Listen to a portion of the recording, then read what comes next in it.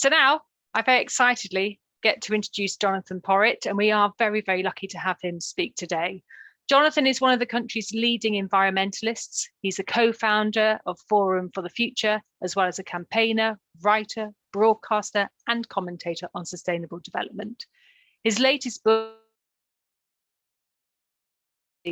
sets out the reality of where we are and the grounds for hope if we can change course fast enough.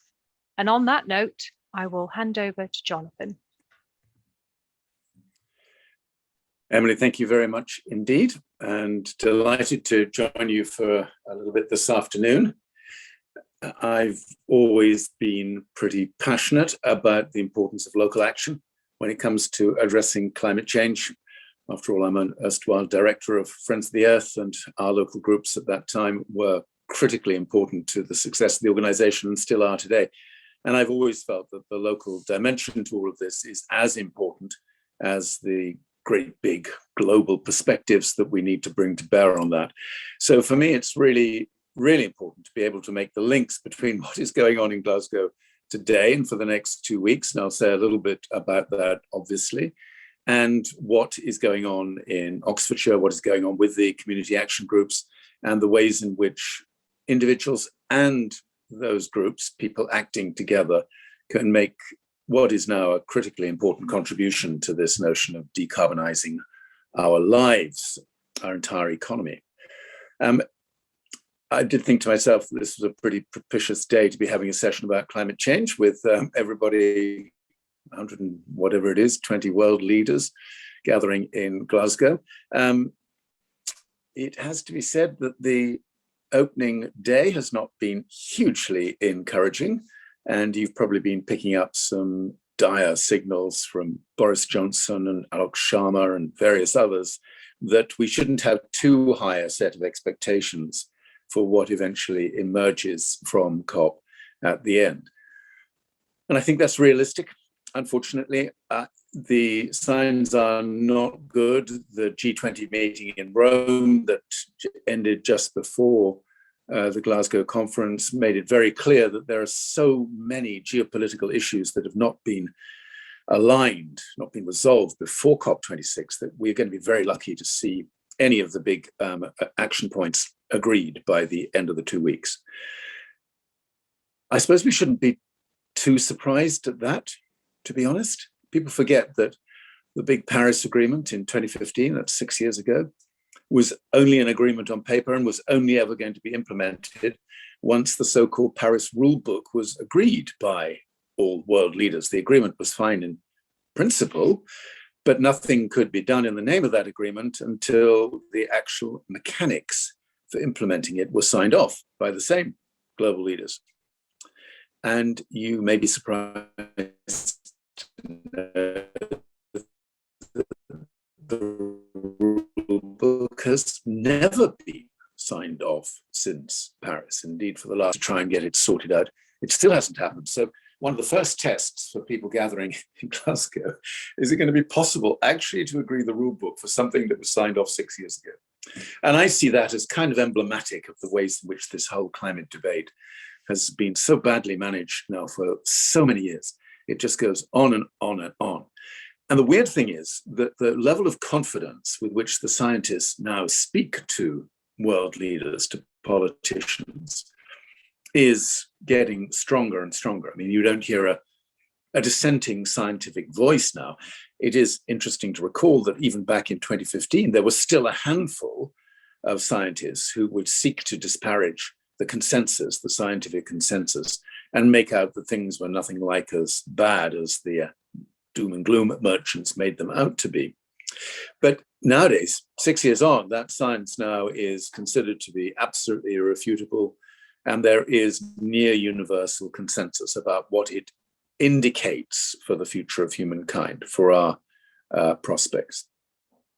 So much so that even a politician like Boris Johnson, who, let's just remind ourselves, up until 2019, when he became Prime Minister, was somewhat reluctant to embrace the science of climate change and had much greater fun actually enjoying his public schoolboy humor at the expense of climate campaigners. Boris Johnson in Rome over the weekend described climate change as, quotes, civilization threatening, quotes. Must be an extraordinary journey to go from not really subscribing to the science to seeing that the science tells us that our civilization is at risk. But hey, I think we have to be grateful for these small mercies along the way. But that's what has happened with an awful lot of politicians and leaders, is they found it really difficult to understand the true nature of the science that underpins this, and therefore have not been able to respond appropriately in so many different ways. So I'm not going to go into the science of climate change today, because that's not really the thrust of our meeting, other than to remind you that the measure of success in Glasgow, as you know, will be whether or not those world leaders can hold the line, as Alok Sharma puts it, hold the line on 1.5 degrees centigrade. And this all goes back to the Paris Agreement, where it was finally agreed that the world should do everything in its power to stay below 1.5 degrees centigrade, or at worst, 2 degrees centigrade. Now, the interesting thing is, in the intervening 6 years, the consensus is very clear now. 2 degrees centigrade does not provide a safe operating space for humankind. That's what we're talking about here, is, have we got a climate that is sufficiently stable that we can do everything that we would want to do for the future of humankind without so much climate disruption that it just makes that impossible? And back in Paris, people thought, well, 1.5, 2 degrees, yeah, okay, maybe we could live with both. Since then, the science is very clear. At 2 degrees centigrade, average temperature increase by the end of this century, life will be permanently and very damagingly disrupted by climate change. Which is why the consensus now is we have to hold the line at 1.5 degrees centigrade. And that will be the principal test of Glasgow.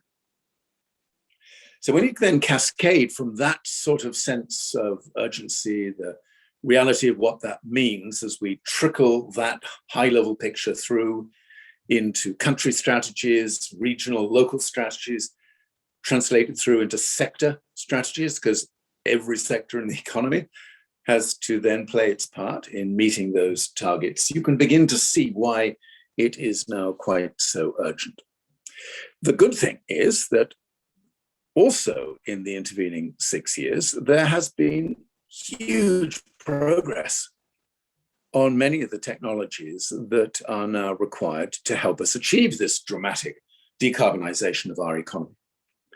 It's really a very short time ago when civil servants in government departments, particularly in BEIS and others, were uncertain whether or not renewable electricity would be able to do a lot of the heavy lifting to decarbonize our economy. Well, astonishingly, here we are now in the UK with 45% of our electricity coming from renewables. And by the end of next year, it'll be closer to 58%, possibly as much as 60%, depending on how quickly investments can be brought forward over the course of the next year. This is genuinely a revolution. And of course, for Oxfordshire, this is really important because in many respects, Oxfordshire has led the way on community renewables in England. It's not led the way on community renewables in the UK as a whole, because Scotland is in many respects way, way ahead of much of the rest of the UK in pioneering community renewables. But Oxfordshire has been a real beacon for those who've been seeking to use very practical solutions to these problems at the ground level.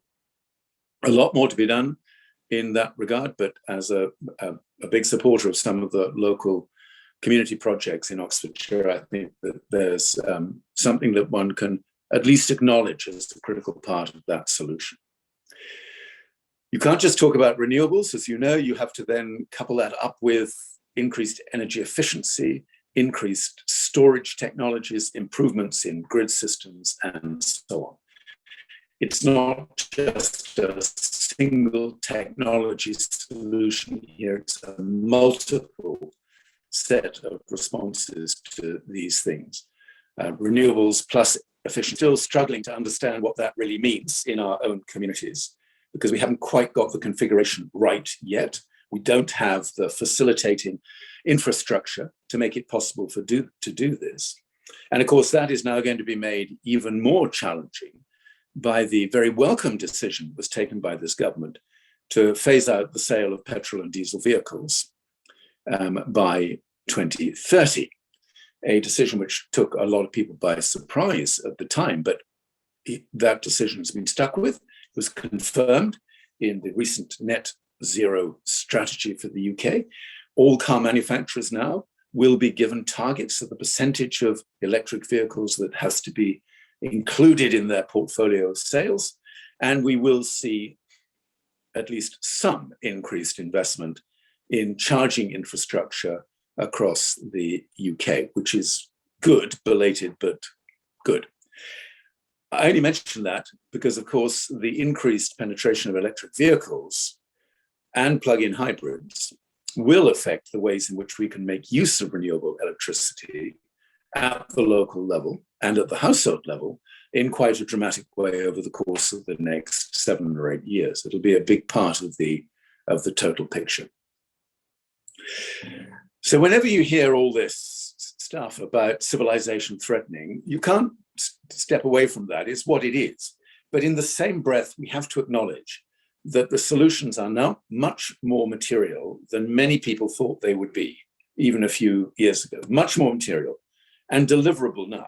The near 90% reduction in the cost of solar energy over the course of the last 12 years has been so remarkable that it has allowed many people to think very differently about what our energy future looks like.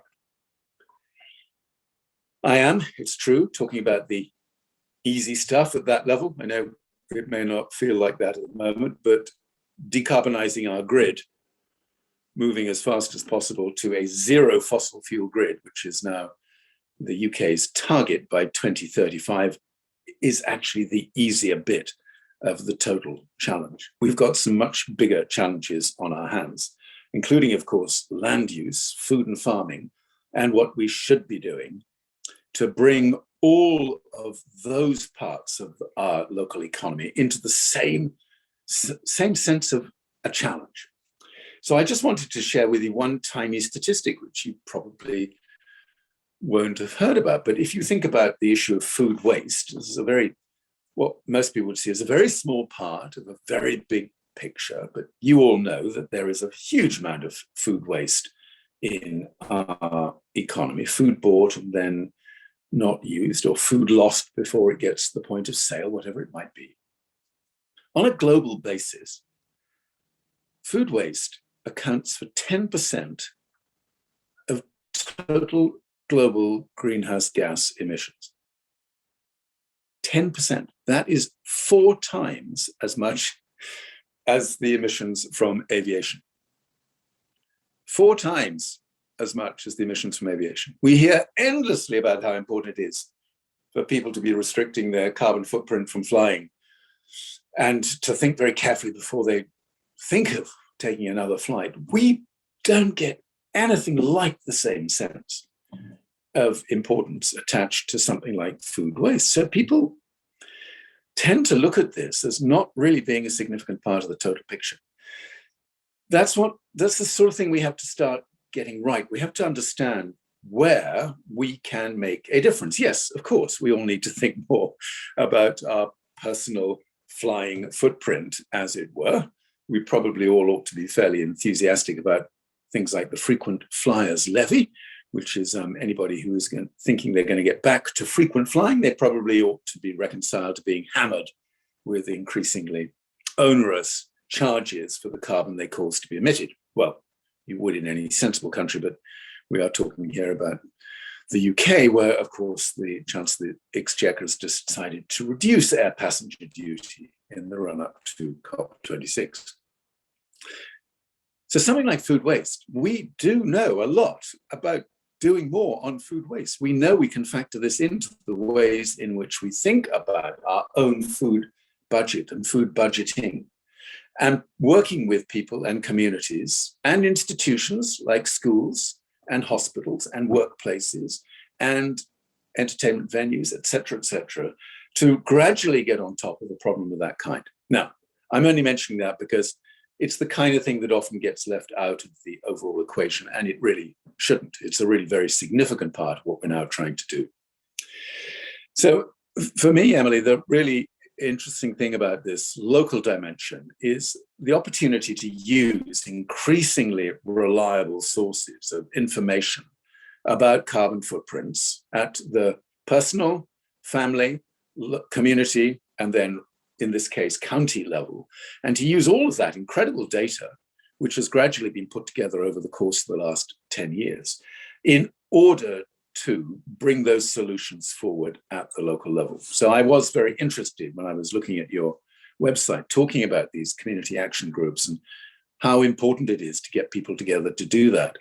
And I guess the one thing that I would add to that is that if I scan very quickly all the faces on this call, which is wonderful, we probably all have to acknowledge that it's a sort of interesting demographic, if I can put it like that, a little bit older, and not many young people tend to get involved in some of these things. And my special plea today is thinking about the interests of young people in Glasgow and the way they're being represented so eloquently by young campaigners in Glasgow today.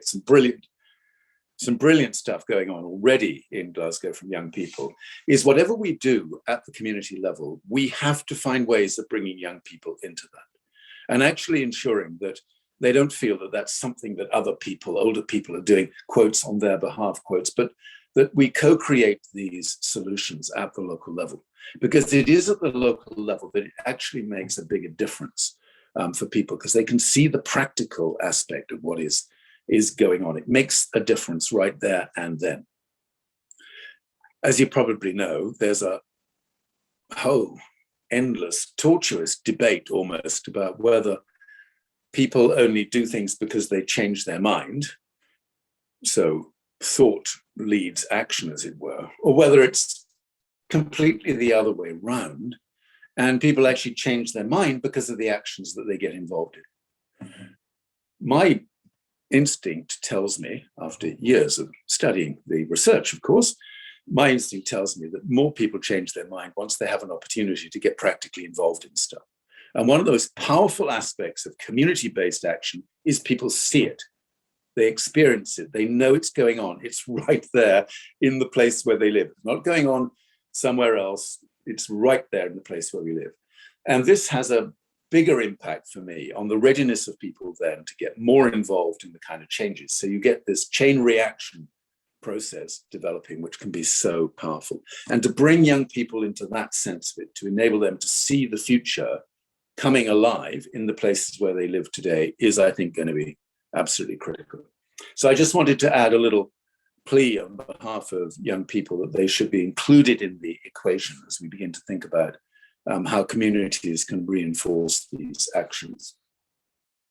Emily, I have no idea of recognizing how many minutes I've spoken for, or whether I'm sort of more or less on track or out of time.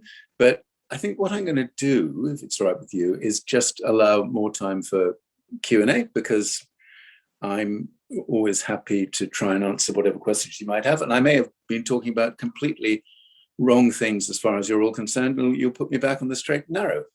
So over to you and the Q&A. Thank you, and Jonathan. I'm assuming, Emily, that you will act as chair. I will. Because I can see one or two hands going. I'm always Perfect. happy to act as chair, Jonathan. That was a fantastic talk, and actually some really pertinent points. You're absolutely right about young people. Obviously, the timing today, many young people would be at school or college, but for us, it's all about working in partnership with particularly youth-focused groups like Oxfordshire Youth. But you are absolutely right. So thank you very, very much. It is still sobering, but it's actually quite action-oriented. So that's brilliant. I'll crack on with the questions. I did have my own question, but I'll push that aside, and I will go straight to the hand icons. So the first one I have here is by Andrew McHugh, who's the trustee of CFO. Yeah, thank you, Emily. Thank you, Jonathan. That was really interesting. A few points, questions. I noticed you didn't mention hydrogen throughout. Do you think hydrogen, I'm not talking about blue hydrogen, has an issue? I'm concerned that as an option for the automotive industry, it would break the reliance on cobalt that's produced by indentured labor in the Congo. The other point was, I understand that 3% of the land, if we covered 3% of the land area of the UK with photovoltaics, we would be energy self-sufficient. And yet we have acres upon acres of warehouses in North Oxfordshire that don't have any photovoltaics because of the ridiculous situation that if they put photovoltaics on, the feed-in tariff increases their business rates. That would be an easy win, I would think. And then what do you think about what we can do locally about changing our heating? Sorry. Thank you, Andrew. Thanks, Andrew. Well, we could spend the whole of the rest of our time talking about hydrogen because it's suddenly a very exciting thing and everybody's very hyped up about hydrogen. Just about 90% of what you hear on the hydrogen story. Just right now, for instance, hydrogen is a exceptionally dirty and polluting industry. You never hear this. Everybody always talks about clean hydrogen. Right now, more than 90% of the hydrogen that is used in the global economy comes from burning gas. The carbon footprint of hydrogen is about 870 million tons of CO2 a year. And just to put that in perspective, the carbon footprint of aviation, since I was talking about that before, is about 930 million tons of CO2. So hydrogen is almost as polluting and carbon intensive an industry as aviation. It's a filthy industry right now because it uses so much gas. And anybody who still thinks that we might go on using gas and then capture the emissions from making hydrogen that way and use carbon capture and storage, I'm sorry, you're in for a big disappointment. On the transport issue, and I thought this was a very interesting point, I don't believe we'll ever see hydrogen in cars. I think we will see hydrogen used for heavy goods vehicles, because battery-powered heavy goods vehicles is not a good option. But I do think we'll see hydrogen in cars. And then I think and hope we will retain the use of green hydrogen for these hard-to-abate sectors in steel, for instance, which is going to be really important for use in cement, for instance. Places where we will have to go to 100% decarbonization, and it'll be very difficult to do that without green hydrogen. So it's a sort of intriguing story. I'm glad people are getting more involved in hydrogen, but do be very cautious about which particular evangelist you're listening to at any one moment. On the land use side of things, the PVs and land take,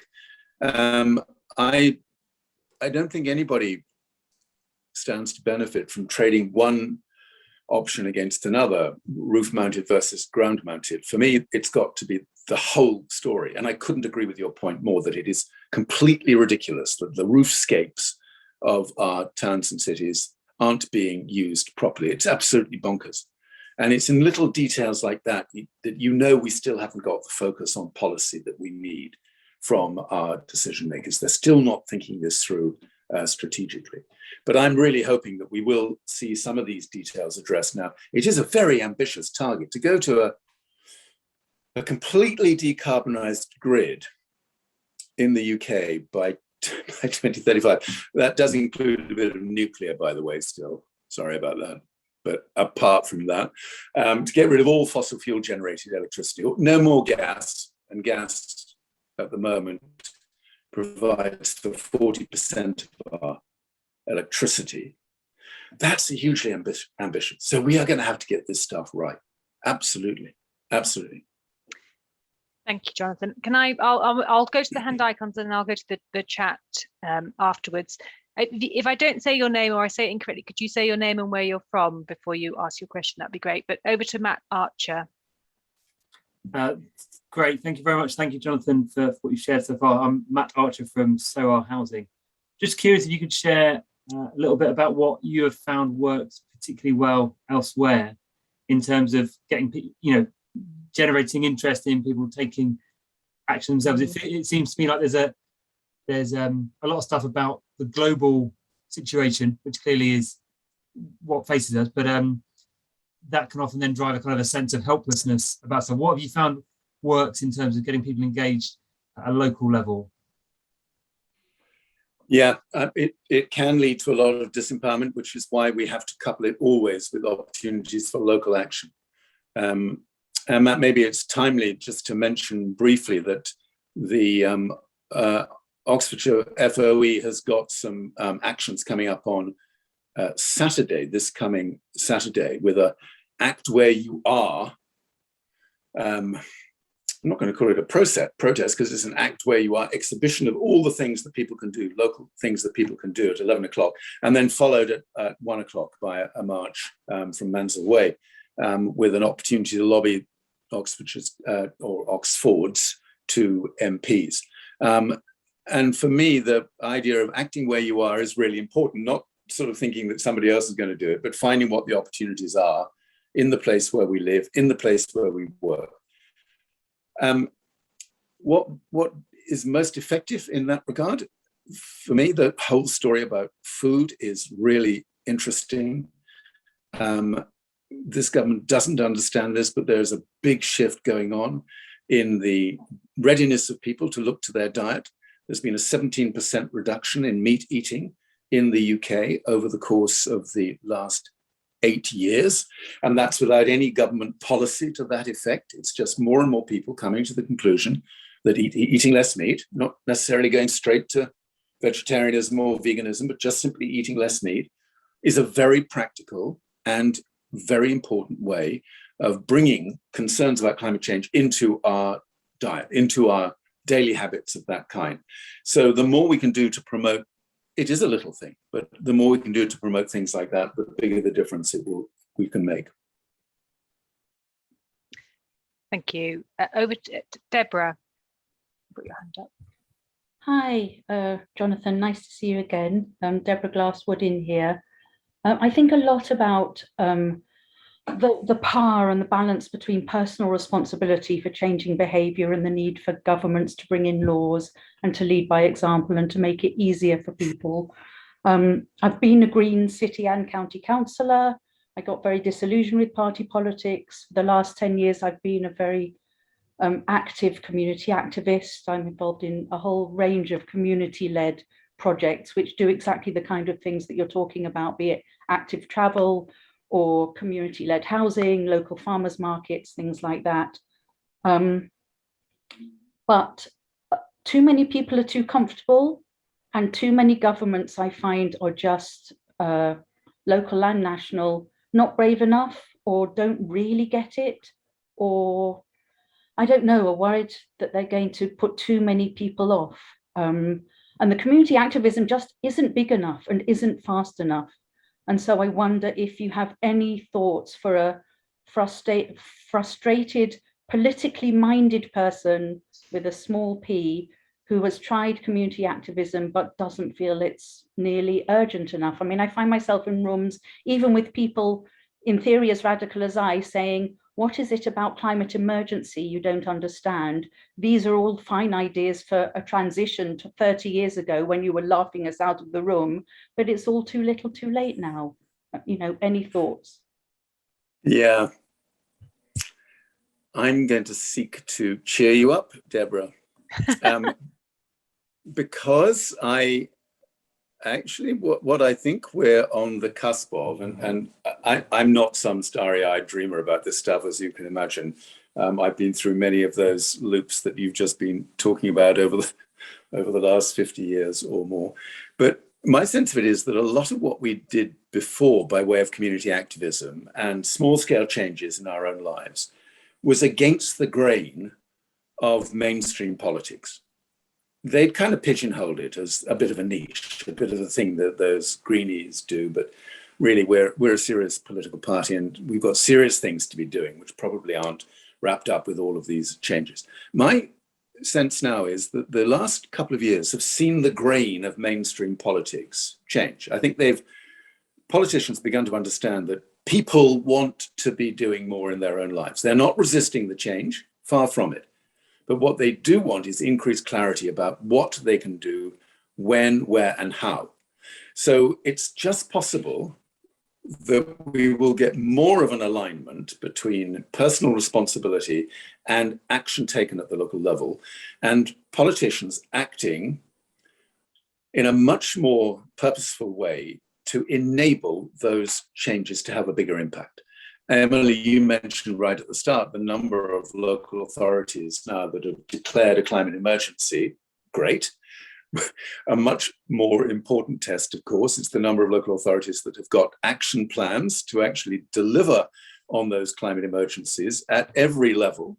And there is some good news on that front now that we are beginning to see through local government. We're beginning to see a much clearer sense that they're going to have to make this work now across the totality of their responsibilities. So even if Glasgow isn't a sort of one-off big hit success, there's a sense of the mood changing. There's a sense that this is now something that we absolutely have to get right. And I would be very surprised if we don't see more of an alignment between the political side of it and the lifestyle side of it. That's actually that's probably not the right characterization, but I'm always struck when Greta Thunberg is asked, as she often is, what should we do next? And Greta Thunberg always says, you know what you should do next. You really deep down absolutely know what you should do next, whatever it is, because you've been hearing people banging on about this for years and years.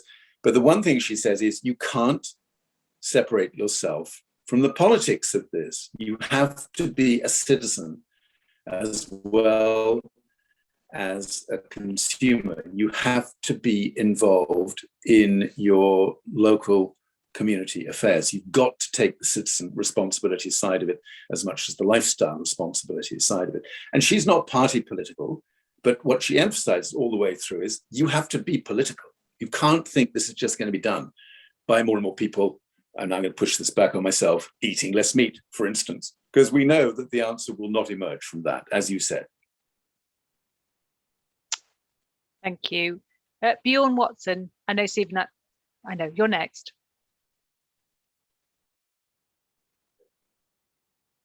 Do you want me to unmute you? No, I'm done. Thank you very much indeed. I was inspired by your presentation, Jonathan. I just needed to say I'm a parish councillor, and I also represent here this afternoon an organisation called Sustainable Shrivenham. I've got many questions for you, but I wanted to just ask you one simple question. I have a parish council meeting this evening. I would like to take a message from you to my parish to give them something to inspire them to take them forward. What would you say? Oh gosh, thanks for that one. Gosh, I guess the one thing I would want to get across is don't avert your eyes from what's happening in Glasgow, but please don't think that's the be all and end all of what climate action looks like. I don't know how many parish councils there are in Oxfordshire. I bet somebody does on this call. But if you think about the combined firepower of parish councils playing their part in a local transition, a local shift, it's significant. So the one message beyond that you might want to take to your parish council is, what would it be for our parish council to be the parish leader in Oxfordshire? Thank you. Thank you very much. I'll do that. I think the other part is that actually, Jonathan, just mentioning that the practical involvement, creating those opportunities so that people can actually see it in their community, which CAGs, the community action groups, are very good at doing as well. Sorry, Stephen. Thanks, Emily. Yes, I think part of my question has been answered really, but I'm a Green Party councillor in Surrey, as well as being CFO's community planning officer. And I was at the conference last weekend. I think I'd like to echo what you say, Jonathan, about being on the cusp. I get that sense now when I'm at big meetings or in gatherings like that. And even on my local council, I sit on the planning committee, and we are trying to get solar panels on roofs, et cetera, of industrial buildings. I'm always asking for that as well. But I have read your Hope in Hell book, and I thought it was really good. And one of the things that you talk about is the threat to democracy itself. If climate change really is not addressed properly, and I have this fear that in the future we may be faced with populist leaders all over the place who are, just driving us into a nasty sort of cul-de-sac. So I know local action is absolutely critical. But if at some point we need to take more dramatic action, and you've talked about non-violent direct action, the public isn't really excited by XR, it seems to me, and I think you've made comments about that. I believe that, you know, sometimes XR's activities have upset the public, and that's not helping the argument. But maybe it's time, it's a slightly tongue-in-cheek question, this bit, but maybe it is time for a national treasure to come forward, like David Attenborough, to chain himself to the railings outside Parliament, because that might really make the point. Imagine a scene of the police trying to arrest Sir David Attenborough. I think that would be quite tricky to deal with, but it would certainly raise the awareness of the whole thing nationally. But I'd just be interested in your thoughts about the threat to democracy down the line. Thanks, Stephen. Yeah, no, I wanted to make a big point of that in my book, In Hope and Hell, because I think a lot depends on the health of our democracies and the ability of functioning democracies to handle these very difficult issues. Difficult right now, but difficult across generations in particular, which makes the challenge even greater. Probably worth commenting in passing that if you notice the people who are not there at the conference, including Putin and the Chinese president and one or two others, autocracies are not making a particularly good job of dealing with the climate emergency, that's for sure. On the direct action front, I am a supporter of Extinction Rebellion, and I believe that civil disobedience is going to become an increasingly important part of the mix. And if I was a young person today, around 71 years old, I would be looking at this gap between what the science says has to happen and what the politicians are currently, havering about what might or might not happen. And I was aware of the fact that increasingly disruptive climate change was going to be a bigger and bigger feature in my life for the whole of the rest of my life, which is what young people look at today. If you're 16, 17, 18, there's not a single day of your life ahead of you that won't be disrupted by climate change in one way or another. I would be thinking to myself, well, things are going to have to move faster. The change process is turgid. It's not good enough. And therefore, we need to inject some new energy into it. And I think that new energy will come from civil disobedience of one kind or another, including responsible, nonviolent direct action. I do believe that. I think that's going to be difficult for a lot of people to accept, and certainly won't feel enthusiastic about it. But you sometimes have to ask, what else are we going to do about this? I've been critical of Insulate Britain because I think it annoys me actually so much because they put their finger on a really important cause, which I'm sure Matt would agree on in terms of the earlier call, which is the deplorable quality state of housing in many parts of the UK, really, really serious housing issues, millions of people still living in fuel poverty. So they've absolutely highlighted a cause which is as important as any other, but their tactic of gluing themselves to motorways in order to bring people's attention to that seems to me very misguided. And I have written and tweeted quite a lot about they ought to go and glue themselves to the Treasury, for instance, which would be a much more practical way of demonstrating their concern, or actually to the headquarters buildings of volume house builders, who, when I think about the contribution they're making to a low carbon prosperous future for the UK, they leave a lot to be desired. Most of the cruddy houses that are being built at the moment, this is so shocking, I can still hardly believe it, will have to be retrofitted in 20 years because they're not being built to a required low carbon standard. I mean, this is so shocking that government allows it, and the volume house builders are only too happy to go on building low quality new houses, which will entail significant retrofit burdens for people to pay in the future. So that's where I think Insulate Britain should direct their attention if they're still looking for suitable places to go and glue themselves. Okay, I thank you, Jonathan. I think we've got, I don't mind extending it for another 5 minutes. So I think we can probably squeeze in 2 more questions. And looking at the chat box, I'd say probably Lydia's question. If you want to read out your question, Lydia, or I'm happy to. Do you want me to read it out? I can't actually see you, so I'll read it out. But it's basically about sort of banks, particularly banks like Barclays, supporting or investing in fossil fuels. Is there any pressure for them to change their strategies and their investments, and does it matter? Does it make a difference if the individual contacts or writes to the chief exec? Is there any way to change that? And also, will then possibly John Bright's question as well. John, if you could pick up that after Lydia's question. Yes, Lydia, it does matter, and banks are now in a much more vulnerable place than they used to be when it comes to climate pressure. There's more and more focus on this. Demonstrations in London, outside Lloyd's of London and various other places are gathering a lot of steam. I believe that we will see an accelerated exit by the banks, certainly from coal, in the very near future. In fact, most large organizations have set deadlines to get out of investment in new coal, but they still haven't set deadlines to get out of new investment in oil and gas. And that'll be the next test. And I think they're very vulnerable to increased pressure. So I'm hoping that that will be part of the post-COP reality, which we'll see a lot more of. So Lydia, right to the chief exec. Okay, will do. Thank you. It's a new chief exec, Lydia, as of today, for some reason that I haven't quite been able to catch up with. But I think I might have seen something about that. Right, John Bright.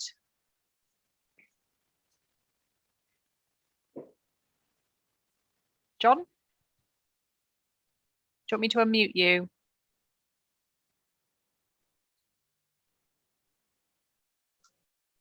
Thank you. Jonathon, thanks for your talk, really great. I wanted to ask a question about the failure of government policy in the last 10 years or so to oversee the retrofitting of the existing housing stock. We've had 2 failed Green Deals because they weren't thought through. The supply chain wasn't there to do the work. They were too expensive, too complicated, and so on. Both were quietly closed, one I think last year. Why can't we get this right? Are other countries, similar European countries, doing it better, like Germany? It's quite a difficult policy to work up. I concede that.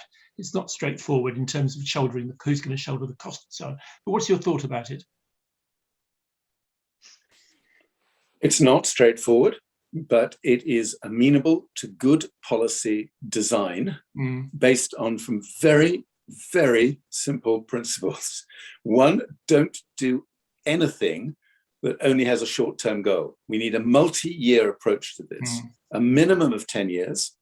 And we probably should be thinking of the campaign to retrofit existing housing, pushing right through 2030 on to 2040 and beyond. So government needs to plan for this on a multi-year basis, not the next 2 years or the next 3 years or whatever it is.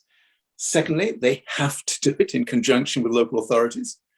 These schemes that they concoct in the Department of Local Government or BEIS or wherever else it might be that are sort of top down, and you hear about the scheme, there's an offer of a bit of money on the table, and you know perfectly well that this isn't going to work because they're not working in conjunction with local authorities. For this to work, any of those retrofit schemes to work, and this is the example from Europe, you did mention Germany, brilliant coordination between the federal end of this and the lender, the state level, where the retrofit schemes in Germany have been exemplary. And that's true in many other European countries.